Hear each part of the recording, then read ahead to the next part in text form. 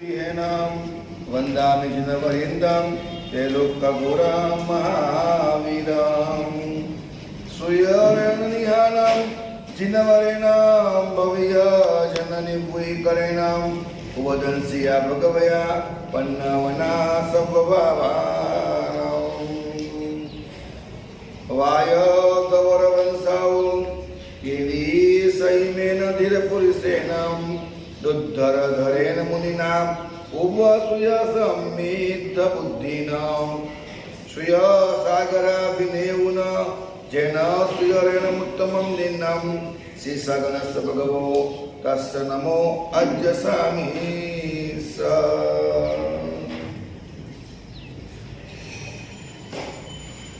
ववगय जर मरण भय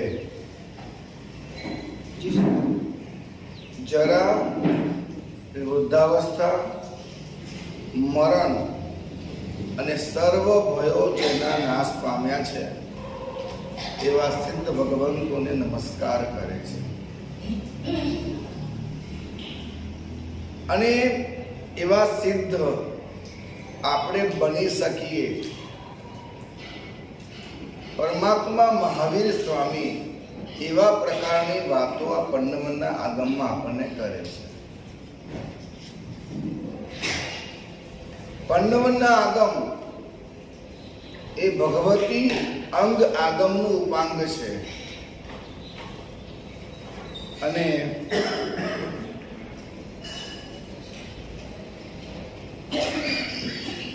શ્યામાચાર્ય નામના આચાર્યએ આ આગમનું નિર્માણ કરેલું છે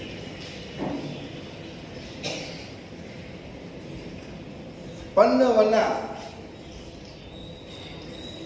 જે પ્રજ્ઞાવાળા હતા એવા પરમાત્મા અને તેના દ્વારા જે બન્યું છે એ પન્નવના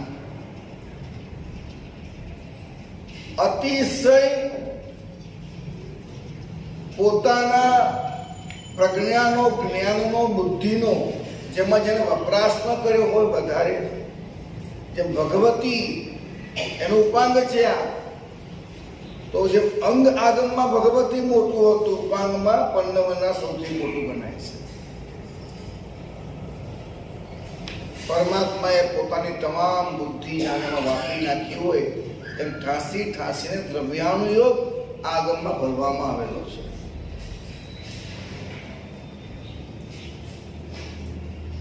સૌથી પહેલી વાત આમાં કરવામાં આવે છે કે તે ધન્ય છે જે આર્ય દેશની અંદર જન્મ પામ્યા છે એ ખુલાસા છે આર્ય દેશ કોને કહેવાય આર્ય દેશ કોને કહેવાય આર્ય દેશ જ્યાં અરિહંત થાય છે જ્યાં ચક્રવર્તી થાય છે જ્યાં બલદેવ થાય છે જ્યાં વાસુદેવ થાય છે જ્યાં કૃષ્ણ થાય છે જ્યાં રામ થાય છે આને આર્ય દેશ કહેવાય છે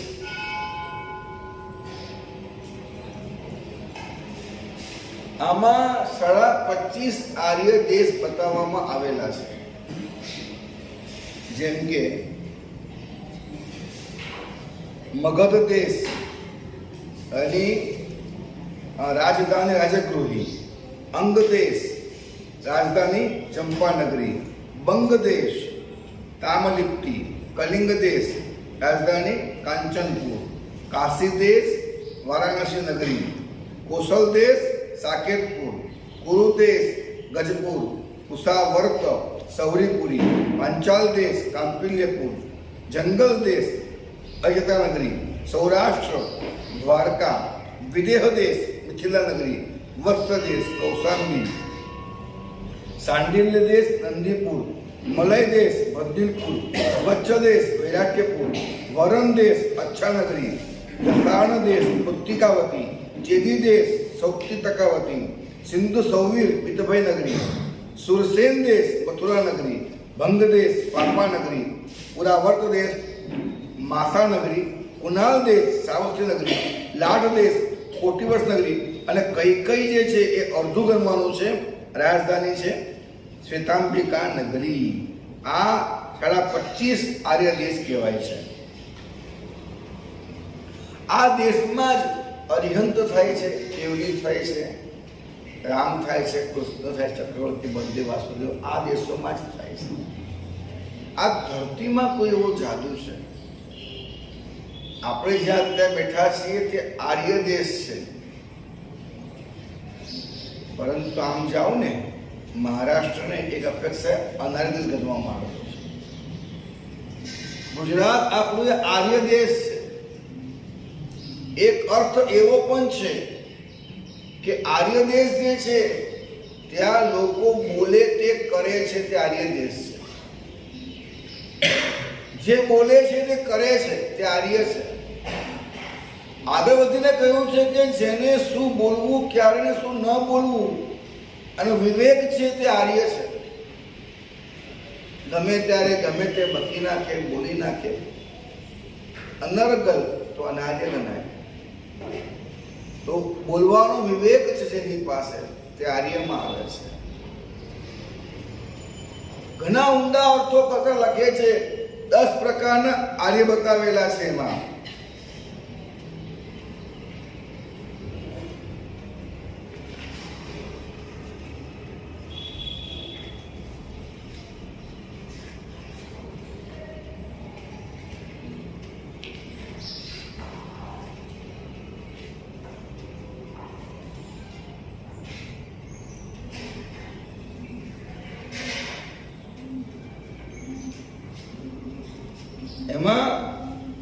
બતાવે છે કે કુલારીઓ જે કુલથી આર્ય છે, શિલ્પથી આર્ય છે, એમ બતાવે છે. ભાષાથી આર્ય છે. અર્ધમાગધી ભાષા જેઓ બોલે છે એ ભાષા આર્ય છે. બ્રાહ્મી લિપિ લખે છે એ લિપિ આર્ય છે. આર્ય હોય એ મોક્ષમાં જવાનો અધિકારી છે. તો આમાં વાત મૂકી કે લિપિથી આર્ય હોય અને ભાષાથી આર્ય હોય.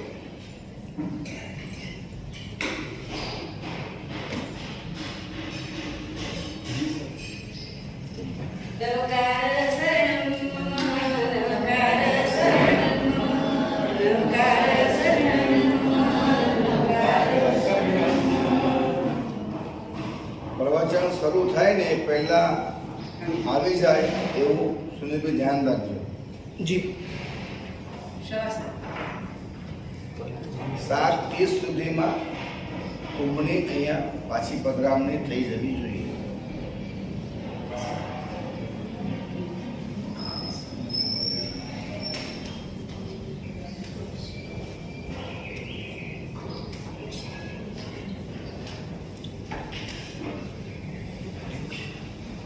જાઓ, બેસી જાઓ.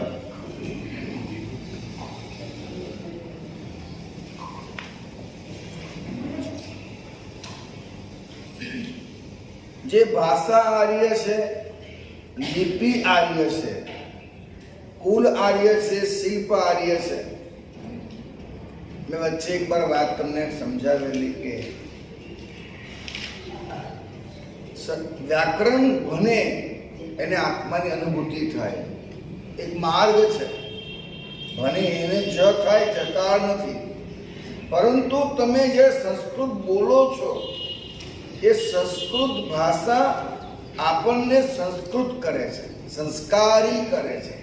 ભાષામાં કંઈક એવું જાદુ છે.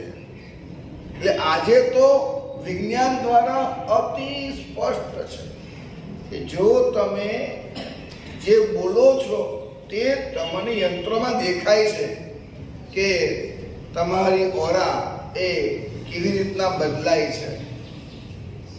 અંગ્રેજી ભાષા બોલો છો, તમારી ચારે બાજુ જે ઉર્જાનું વલય હોય છે ગોળાકાર, એ તૂટી જાય છે, ખંડિત થાય છે. ઉર્જા વલય ખ્યાલ આવ્યો ને તમને? ભગવાન મહાવીરનો ફોટો હોય ને આપણે આસપાસ આમ બતાવેલું હોય, રામનો ફોટો તો ઉર્જા બતાવેલી હોય. આપણા સૌની આસપાસમાં ઉર્જાના વલયો છે અને એ ઉર્જાનો વલય એકદમ ગોળાકાર, એકદમ લયબદ્ધ, વ્યવસ્થિત સિમેટ્રિકલ હોય, પરફેક્ટ ગોલાકાર હોય, તો એ અંગ્રેજી ભાષા બોલે તો તૂટી જાય બોલે. સંસ્કૃત બોલે તો ભાષા લિપિની મહત્તા છે. સંસ્કૃત માત્ર બોલો તમારા વલયો બદલાઈ જાય છે. સંસ્કૃત માત્ર બોલવાથી તમારા ચક્ર બેલેન્સ થાય છે. સંસ્કૃત ભાષા માત્ર બોલવાથી પણ શરીર ઘણું નિરોગી થાય છે.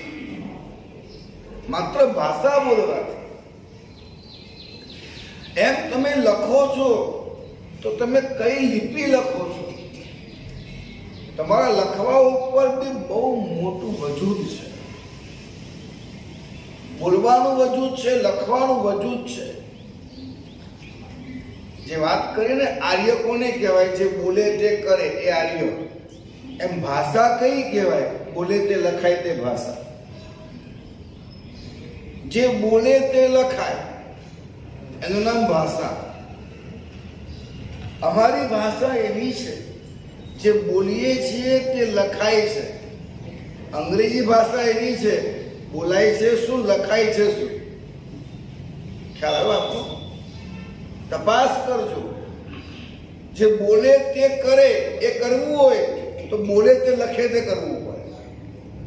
અને આ તમને કદાચ હું આવું બોલી દઈશ ને, શ્રદ્ધા નહીં બેસે. તમને વિજ્ઞાન જરા આપીશ ને, શ્રદ્ધા બેસી જશે. વિજ્ઞાન તમને આપતા આવે તમને, હા આ વાત સાચી. વિજ્ઞાન છે આનું. તમે તમારા ગૂગલ ગુરુને પૂછી જોજો. કોને? હા, લબ્ધિ ગુરુને નહીં, ગૌતમ ગુરુને નહીં. તમે કયા ગુરુનું માનો? ગૂગલ ગુરુનું માનો. હા, ગૂગલ ગુરુ કે તે સાચું. ખબર છે, ગૂગલમાં તો બધું હોય, આખી દુનિયા હોય. વિકીપીડિયા કે તો સાચું. પૂછો ગૂગલ ગુરુને. ગ્રાફોલોજી એન્ડ ગ્રાફોથેરાપી ખબર તમને? ગ્રાફોલોજી એન્ડ ગ્રાફોથેરાપી. ગ્રાફ એટલે શું? આકાર. એક પ્રકારનો આકાર બને ગ્રાફ. લીટા કરો, ગોલ કરો, ત્રિકોણ કરો, આ બધા ગ્રાફ છે. તમે જે લખો છો એ લખવાનો ગ્રાફ કયો છે? એના લોજિક છે, એ ગ્રાફોલોજી. અત્યારના વિજ્ઞાને તમારા લખાણ પરના જે લોજિક મૂક્યા એ ગ્રાફોલોજી. અને પછી આ લખાણ આમના બદલે આમ લખો તો તમારું ભાગ્ય પલટાય. એ ગ્રાફોથેરાપી.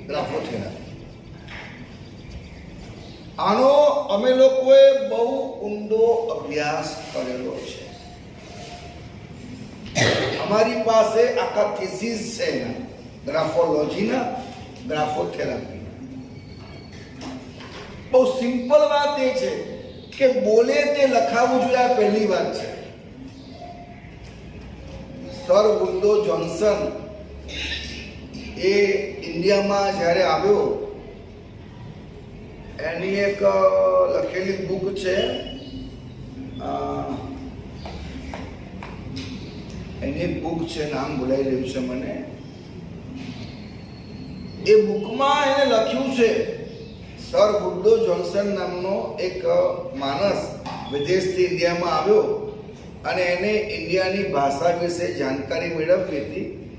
અને એને લખ્યું છે કે હું એક સંત મહાત્માને મળ્યો અને મેં એમને પૂછ્યું કે ભાઈ તમારી ભાષા વિશે મને કંઈ જાણવું છે. સંત મહાત્મા કહે છે કે બહાર આવો.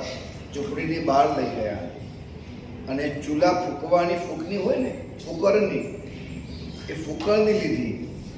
ફૂકરની લઈને પછી રેતી પાસે બેઠા અને ફૂકરની મૂકી અને જોરથી બોલ્યા ક. તો રેતીમાં સાહેબ બ્રાહ્મીનો ક લખાઈ ગયો.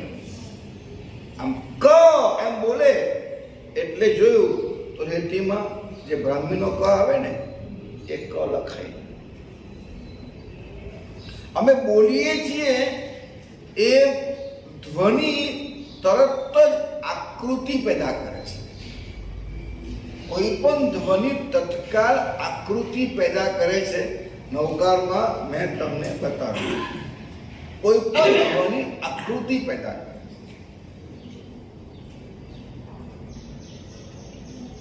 આમ ગળાના હાડ શું કહેવાય ઇંગ્લિશમાં? નેકલેસ. બીજું કઈ ઇંગ્લિશમાં એટલે બુકનું નામ કઈ કેવું છે? વર્ણોની હારમાળા, આનો અર્થ થાય છે. એ બુક ગૂગલ પર મળે છે એટલે હું તમને નામ યાદ નથી આવતું. એનું ગુજરાતી છે વર્ણોની હારમાળા. આવો અર્થ છે. મને ઇંગ્લિશ નામ યાદ નથી આવતું અત્યારે. લખેલી છે સર વુડો જોન્સને. એમાં લખ્યું છે એને, આ બુક ગૂગલ પર અવેલેબલ છે. આમાં લખ્યું છે ને કે આવી રીતના સંત મહાત્મા મળ્યા અને એને ફૂંક મારતા તો આ લેખા લેફ્ટનન્ટ કર્નલ સીસી બક્ષીની બુક છે વૈશ્વિક ચેતના પોસ્ટપોન કરીને. ઇંગ્લિશમાં પોસ્ટપોન, હિન્દીમાં વૈશ્વિક ચેતના. અવેલેબલ ગૂગલ ઉપર છે, અવેલેબલ છે. સર ક્યારેક રીડ કરવા જેવી વાત છે શ્રદ્ધા માટે. બાકી આગમ છે, હા આગમ માની લો વિચારીને કામ જ નથી.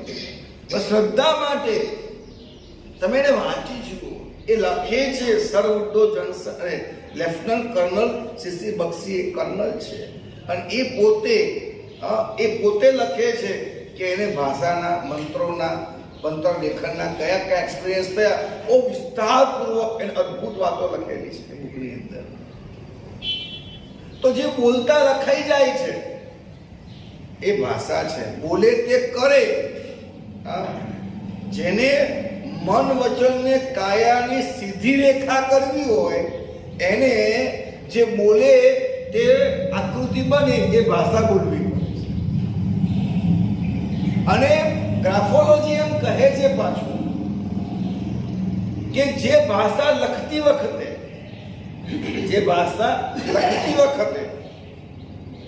એ લખાણમાં જે વ્યક્તિ, જો તમે અંગ્રેજી બુક લખતા હો ને તેમાં 4 લાઈનો હોય, બરાબર ને?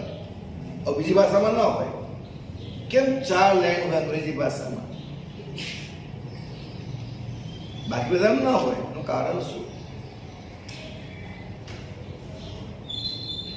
બોલો, એવું કેમ હોય? એમાં કેમ 4 લાઈનો આપેલી હોય છે?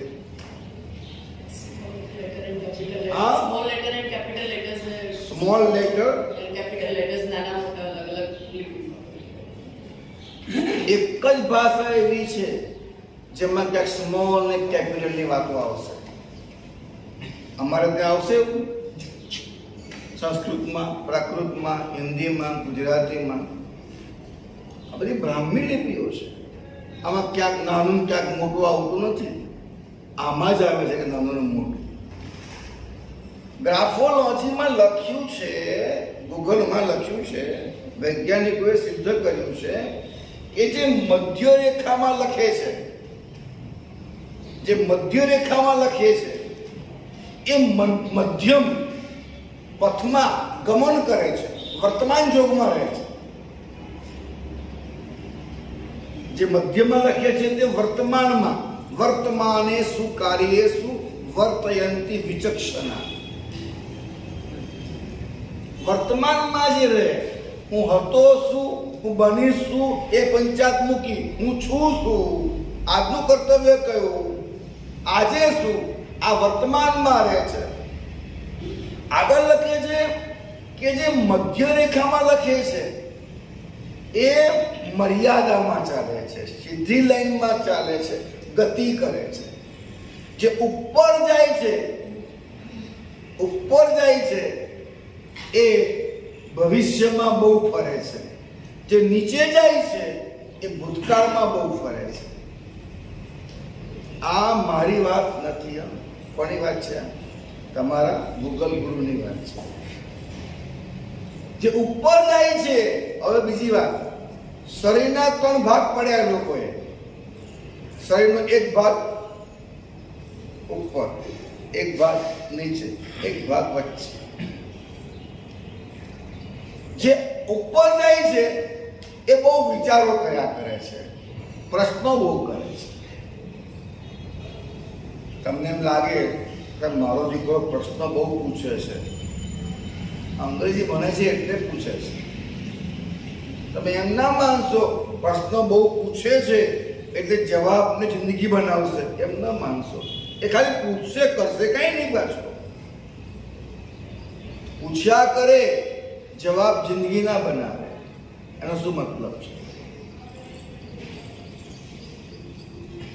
અને જે નીચે જાય છે, જી આમ નીચે ખેંચે, જે નીચે જાય છે એ પછી ખૂબ ભૌતિક દુનિયામાં રચ્યો પચ્યો રહે છે.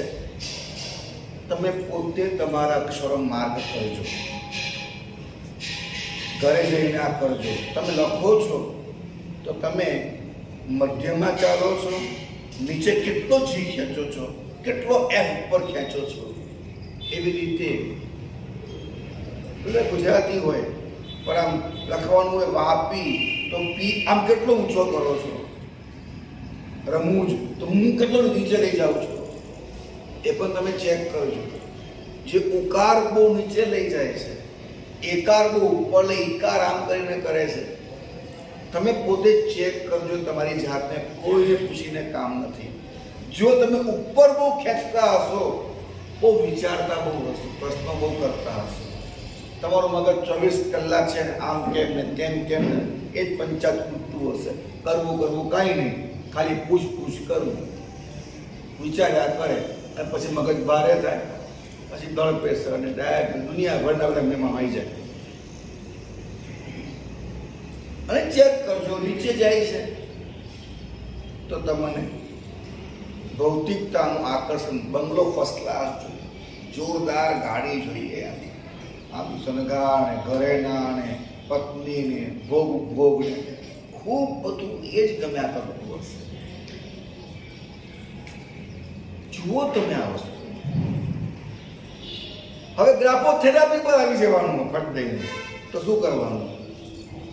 તો એક સિમ્પલ વાત, ઉપર બહુ જવાનું નહીં, મધ્યમમાં આવી જાવ. વા પી લખો એ સેજ ઉપર વળી જવાનું. વાપા આમાં જ લાગે, સેજ આમ તોડી દેવાનું, ઉપર જવાનું નહીં. તો તમારું મગજ વિચારમાંથી મુક્ત બનશે. આગળ આપો થેરાપી. આવું તો ખૂબ બધું છે, સિમ્પલ તમે સેમ્પલ બતાવું છું. એવી રીતના તમને લાગે કે મને આમ બહુ જ આમ કહેવાય ખાવાનું પીવાનું ભોગવવાનું શ્વાસના વિકારો બહુ છે અને કંટ્રોલમાં બી રહેતું નથી, રિહાર્સલમાં જવું છું પછી પાછું મન થાય જ છે સંસારનું. તો લખો, જાણી જોઈ કે વધારે લખો અને મધ્યમ લાઈનમાં લખો, નીચે મત જાઓ. વધારે લખો. જે લખતો હોય ને માણસ, લખતી વખતે એ જગ્યા ઉપર કેટલી મૂકે છે, નીચે કેટલી મૂકે છે, એના બી વજહ છે, કારણ છે. તમે એક ફૂલ સ્ટેપ આગળ પાછળ લખી આપી દો, અમે તમને કહી દઈએ કે તમે જન્મભૂમિ શું છે. જે જન્માક્ષરથી ખબર પડે, હા, હસ્તરેખાએ ખબર પામે, ખબર પડે, એમ આમાંથી તમારી આખી લાઈફ ખબર પડી જાય. આખી લાઈફ. એટલું જ નહીં, તમે કોઈ બી એક પેઇન્ટિંગ કરો, ચલો પેઇન્ટિંગ કરો ખાસ. આ બધા અમે અનુભવ કર્યા, તમને કહું. તો ભલે પેઇન્ટર નથી, ખાલી પેઇન્ટિંગ કરો.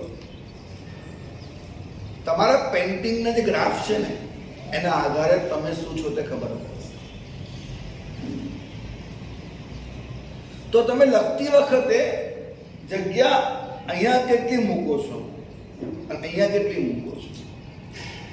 જો તમે લખતી વખતે જગ્યા અહીંયા મૂકો છો વધારે, પછી અહીંથી લખો છો આમ આમ આમ આમ આમ, એ આખો જગ્યા, હાસ્ય વાત નથી કરતો, સ્ટાર્ટ થયા લખો ત્યાંથી જગ્યા મૂકતા હો તમે, તો અહીંયા જગ્યા જે મૂકે છે વધારે, તમે તમારામાં માર્ક કરજો.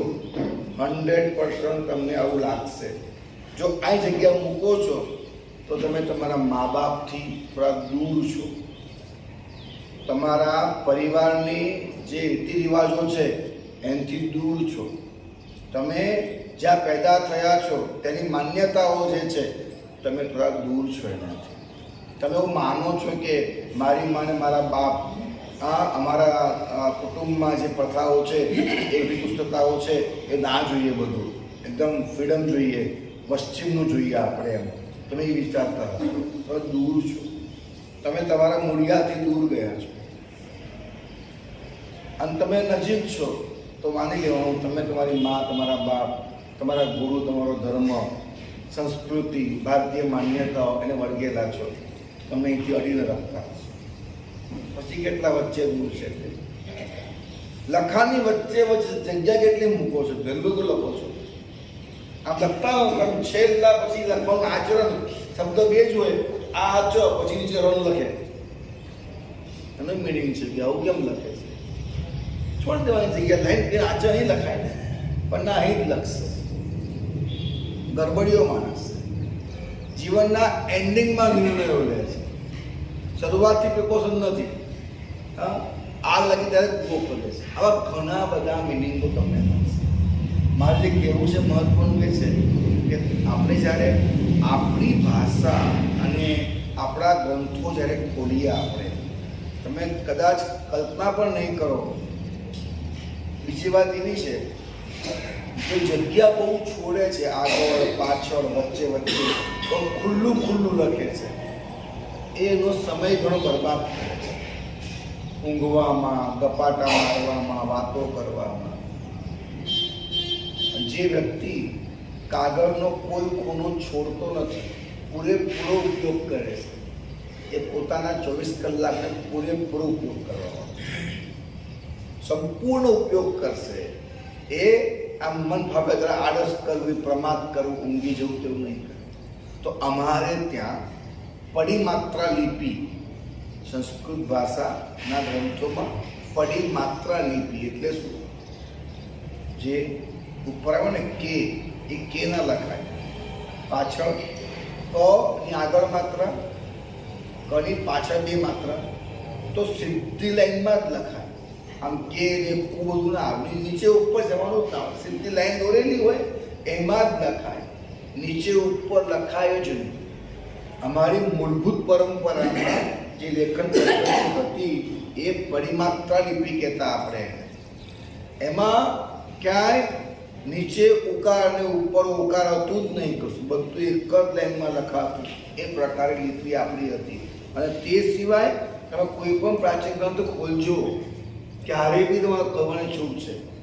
હા, તો તમે જોશો ને આખું પ્રતનું પાનું હોય તો ક્યાંય બી જગ્યા મૂકેલી નહીં, જગ્યા મૂકેલી નહીં. પૂરેપૂરી જગ્યાઓ આગમ. એટલે હવે આગમમાં એટલે શું? આગમમાં એટલે શું? આગમ લખ્યા કોને, છાપ્યા કોને, જગ્યા છોડી દીધી એને. તો જે વાત કરું છું એ પ્રાચીન પુરુષો જે ગ્રંથો લખતા હતા, એ આગમ હોય કે બીજો ગ્રંથ પોતે બનાવેલો હોય કે પોતાની રોજની સી હોય, પોતાની પર્સનલ બુક હોય, પણ જગ્યા છોડે નહીં, વેસ્ટેજ જગ્યા છોડે નહીં. સાગરજી મહારાજની વાત આવે છે કે એમને તો રોજ નવા શ્લોકો બનાવવાના હોય. તો એ પેપર વાંચવા માટે આવે ને, તો પેપરની ઉપર એક વ્હાઈટ પટ્ટી છૂટી ગયેલી હોય, એને કાપી નાખે અને એની અંદર શ્લોકો લખે, એનો પણ ઉપયોગ કરે, એને પણ જવા ન દે. માટે વ્યક્તિ નહીં પણ સંસ્થા સાગરજી આખા જગતમાં કહેવાયો કે એક માણસ પોતાના જીવનમાં જે કામ ન કરી શકે, સાગરજી મહારાજે એટલા કામ કર્યા, કારણ કે એ જગ્યા છોડતા જ ન. મહાપુરુષો 100 વર્ષમાં 500 વર્ષનું જીવતા હતા, એટલું કામ કરતા હતા. એ ગ્રાફો થેરાપી હતી. આ પ્રકારે જે વ્યક્તિ લખે, જો બે વસ્તુ થઈ, એક તો એ મર્યાદામાં ચાલે, શિસ્તો ચાલે. આગળમાં કહ્યું છે, પરમાત્માએ કહ્યું છે, ગુરુએ કહ્યું છે, એમાં જ પોતે ગતિ કરવા મળે, સિદ્ધિ ગતિ. બીજું, સમય ક્યાંય બગાડે નહીં. ત્રીજું, બહુ વિચારો કરે ને, બહુ ભૌતિકતા રાખે ને, તો કેટલી બધી અદ્ભુત વાત છે. માટે આ લિપિ આર્ય કીધું. જેનો ઘણો વિસ્તાર છે, એમાં 3 કલાક જોઈએ. મતલબ ટૂંકમાં તમને સમજાવું. ખ્યાલ આવ્યો? હવે ઇંગ્લિશમાં તમે લખો ભાઈ NO એટલે શું? નો. પછી KNO એટલે શું? નો. KNOW એટલે શું? તો બોલાય બધામાં નો. કોકમાં લખાય NO, કોકમાં લખાય KNO, કોકમાં લખાય KNW. તો અલગ અલગ કેમ લખાય છે? લખાય છે જુદું, બોલાય છે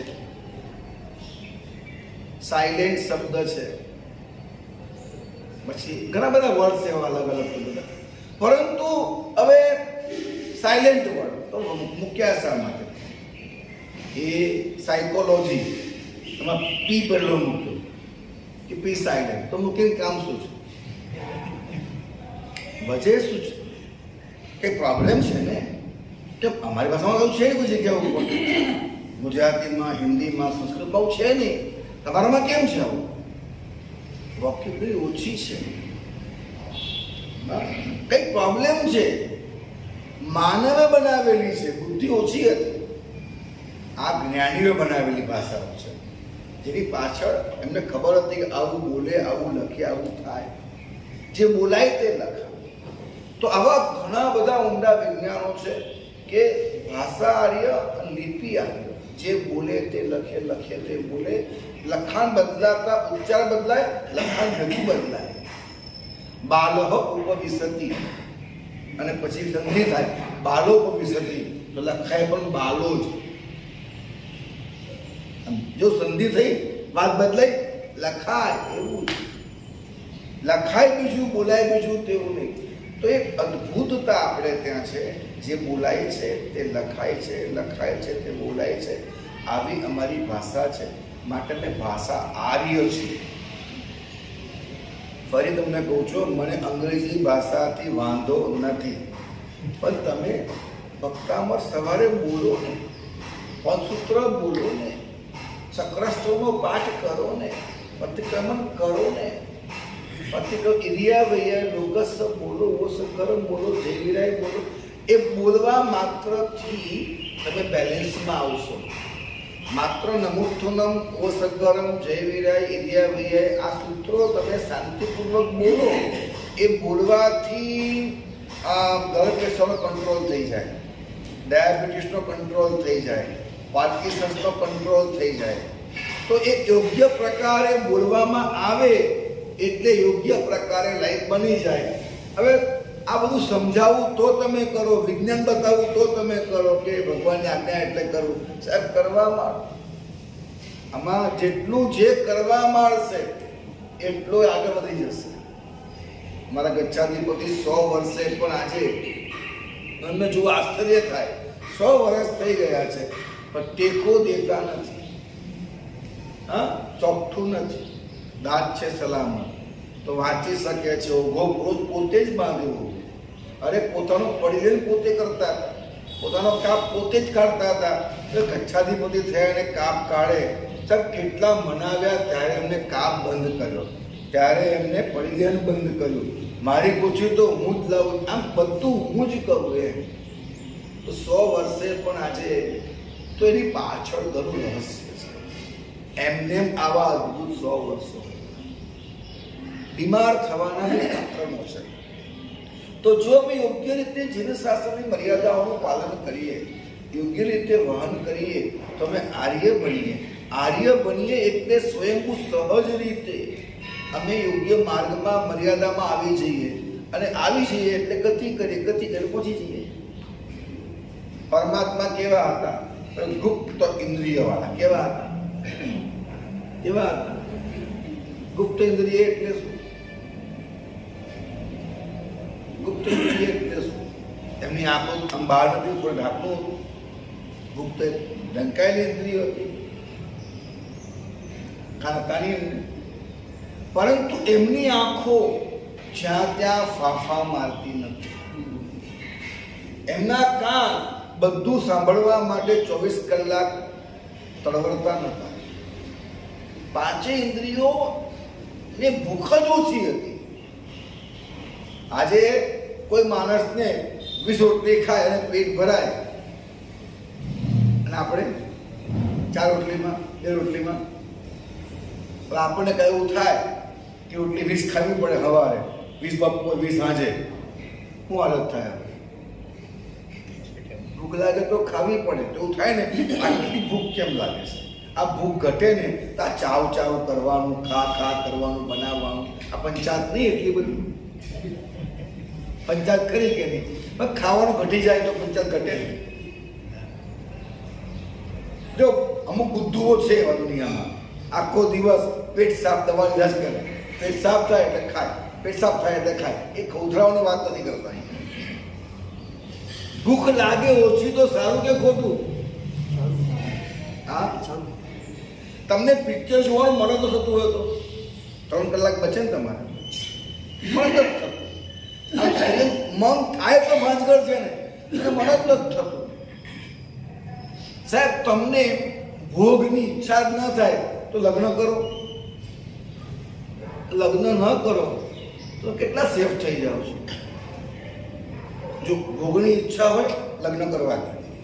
લગ્ન વગર ભોગ, આ કોર્ટ ગમે તે કે શાસન ના પાડે છે. ઘણા બધા અપાય છે, ઘણા બધા પ્રોબ્લેમ છે, અપાર પ્રોબ્લેમ છે. એટલે ભોગ ભોગવવા છે તો લગ્ન કરો, પણ ભોગવવા નથી તો લગ્ન ના.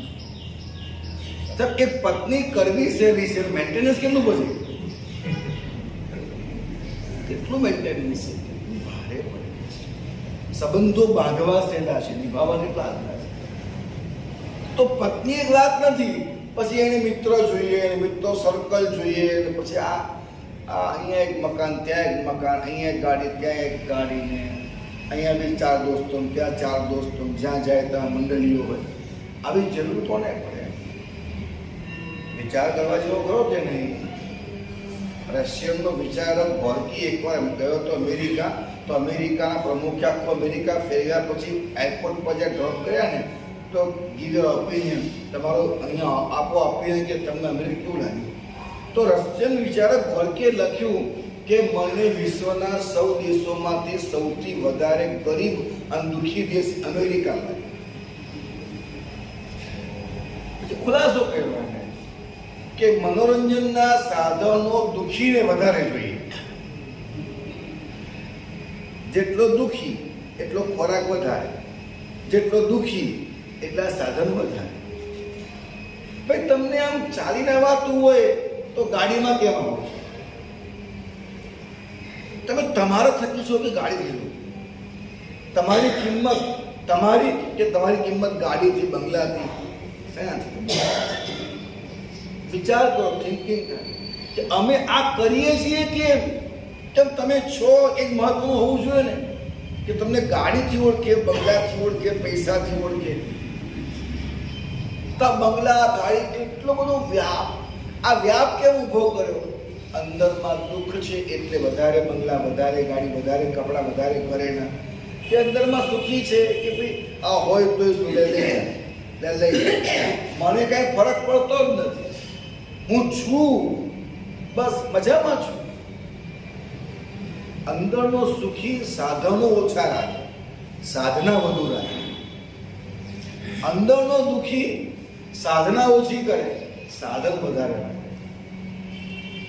આજે સાધન વધતા જાય છે. ગોર્કીએ લખ્યું અમેરિકા દુઃખી દેશ છે, અને આપણે બધા ક્યાં જઈ રહ્યા છે? અમેરિકા જઈ રહ્યા છે. ક્યાં જઈ રહ્યા છીએ અત્યારે? અમેરિકા. કઈ જરૂરત નથી જવાની. ખ્યાલ આવે છે? એટલે કે બંગલા, ગાડી મોટા મોટા, એમ અબજો રૂપિયા હોય તો બંગલો મોટો હોવો જોઈએ એવું તમને કોને કીધું? કોને કીધું તમને એવું? ખૂબ વિચાર. એટલે આ અમારી જે સંસ્કૃતિ છે, ભૂમિકાઓ છે, આર્ય દેશની અજીબો ગરીબ છે. તો આ 55ના આગમની અંદર આવા અનેક પ્રકારના આર્યોની વાત લખી છે. અને એક બે મહત્વની વાત તમને હું કરું. આમાં એક વાત લખી છે કે સિદ્ધ ભગવંતોને સુખ કેવું. તો આર્ય છે ધીમે ધીમે ક્યાં જાય છે? આત્મામાં જાય છે. આત્મામાં સુખ કેવું?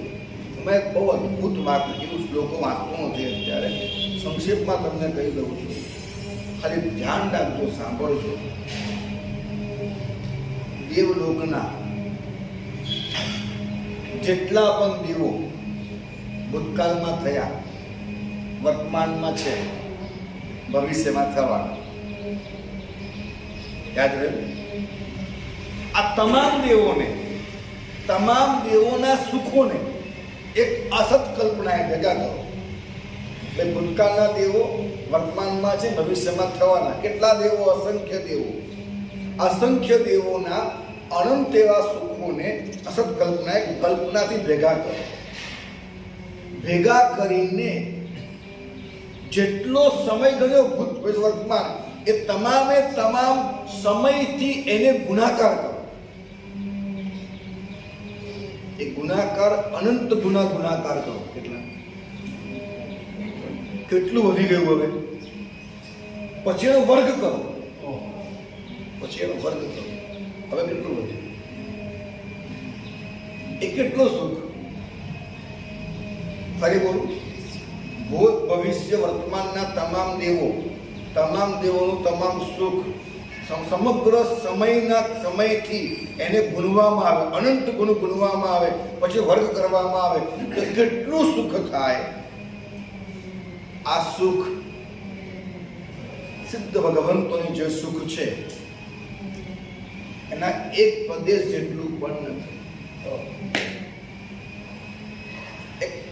જો આ આગમોમાં કહ્યું છે એટલું નહીં, હું તમને કહું છું કે અમારા જીવનમાં કંઈક એવું અમને લાગ્યું હોય તો જ બેઠા છીએ, બાકી બેઠા નથી. અહીં બેઠા છીએ અત્યારે અમને કંઈક લાગ્યું છે.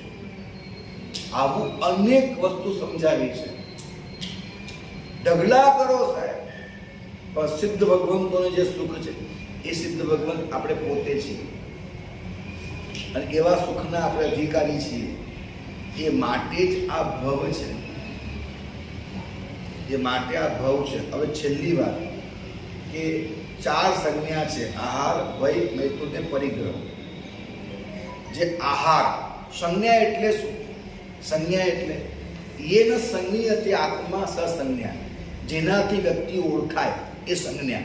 આ ખા કરે ખોધરો છે, સાહેબ ખાય એ સંજ્ઞા નહીં, ખા કરે સંજ્ઞા.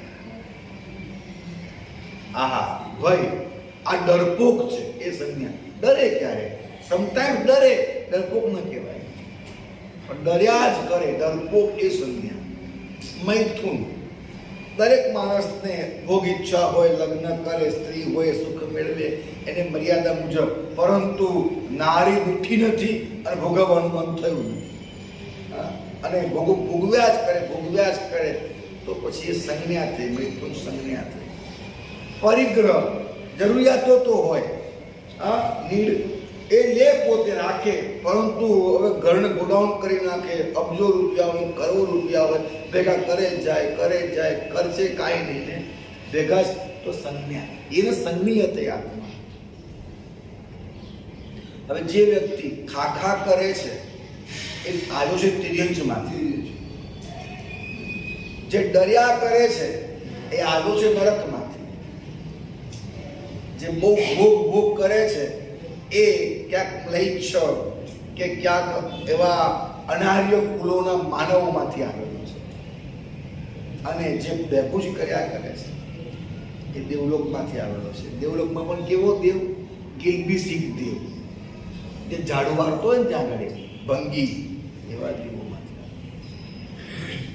હવે છેલ્લી વાત, હવે જો ખાખા કરવાની માનસિકતા વાળો છું તો પ્રભુ શાસનનું ધર્મ આરાધી અને મને ખાખા કરવાનું બંધ કરી દઉં તો હવે હું ત્રિયંચમાં નહીં જાઉં. હું બહુ ડર્યા કરું છું, શાસનને આરાધી પ્રભુની સેવામાં રહીને હું ડર દૂર કરી દઉં, નરકમાં નહીં જાઉં. હું ભોગવવાની ઈચ્છામાં કંટ્રોલ કરી લઉં તો પછી હું અનાર્યમાંથી આર્યમાંથી શાસનમાં સાધકમાં હું આવી જઈશ. એવી રીતના જો હું ભેગું એની માણસને છોડી દઉં તો પછી હું મહર્ધિક દેવ બની શકું છું. મહર્ધિક દેવ બનું, ત્યાં પછી હું મનુષ્ય બની દીક્ષાએ મોક્ષમાં જાઉં. તો આપણે હવે કઈ ગતિમાં જવું છે કે ન જવું? એની આખી સાધના તો સિદ્ધિ ગતિ માટે આગમ છે, એ માટે ભાષાની વાતો, જ્ઞાનની વાતો, એ માટે સંજ્ઞાની વાતો. એ રીતે આપણે આપણો નિર્ણય કરીએ કે આપણે હવે ક્યાં જવું છે, તો કેવું જીવવું છે, આવો નિર્ણય કરી આગળ વધીએ. હા, આપણે હવે રવિવારે ભૂષણ